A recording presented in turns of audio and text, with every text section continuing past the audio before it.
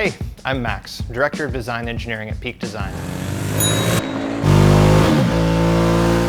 And this is the motorcycle stem mount.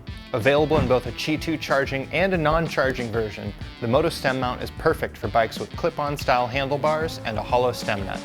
If that doesn't sound like your bike, one of our other mounts may be a better option for you.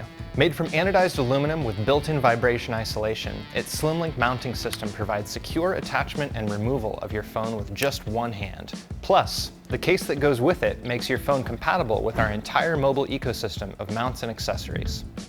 But if you're here, you probably already own a Peak Design Moto Stem Mount, meaning you already know why it's the best one out there. So let's talk installation. First off, ensure your bike has a hollow stem nut with an inner diameter between 13 and 26 millimeters, or approximately the diameter of my pinky and my thumb. Vaya con Dios. Some hollow stem nuts have a cap that needs to be removed first, and some are solid but can be replaced with hollow versions. To install the mount, loosen the two joints of the mounting arm, providing access to the base screw. With the mounting arm pointing forward, insert the mount into the stem nut and tighten the base screw to 4 Newton meters, or hand tight. If you've tightened the screw all the way and the mount is still loose, remove it, switch to the larger included expansion plug, and repeat this step. Next, tighten the screws on the mounting arm to your preferred position.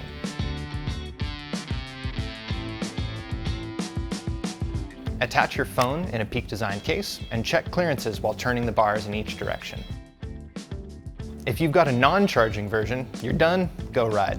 If not, let's talk charging setup. First, you'll want to attach the snap cap that comes with the mount.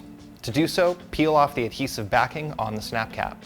Align the snap cap with the recess in the mount center and press until you hear that sweet, satisfying click. Press and hold for 30 seconds. This activates the adhesive. Everyone likes active adhesive.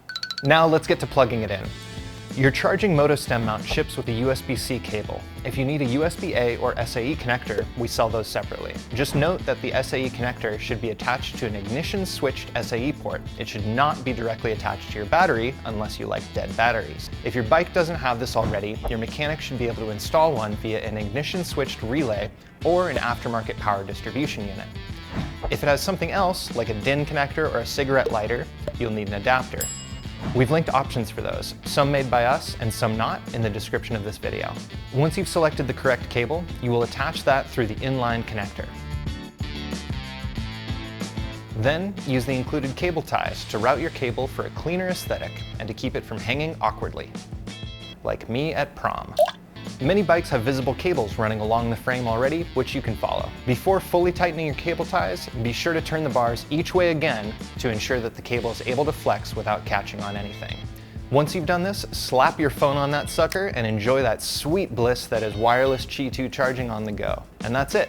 As always, if you've got any questions, please call me at 706, no, just kidding.